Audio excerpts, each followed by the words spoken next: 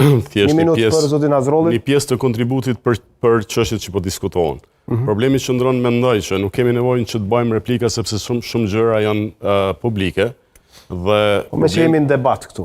po pa diskutim, por mendoj që mos lidhemi te disa detaje sepse duhet nxjerrim atëherë edhe informacione që mendoj që nuk janë për neve të diskutojmë, sepse janë publike sa njerëz ose sa kandidat kanë kandidu në herën e fundit dhe sa kanë qenë para 4 viteve.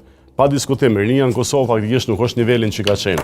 Dhe nuk e kemi as për policinë, as për ushtrinë, nuk e kemi nivelin e interesimit në numra faktikisht. Me rëndësi është që të mendojmë që në termen do ta kemi edhe shumë pak.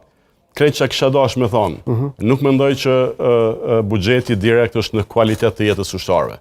Desha me përdor një informacion do të thotë që është publik, që ushtarëve tonë ose Jepja edhe 30 sekonda zotit Qeriqi, urdhro?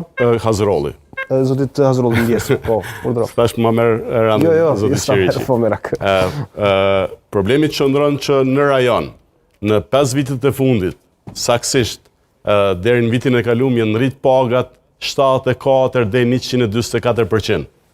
Kurse në ushtrinë tonë faktikisht ka rritje simbolike.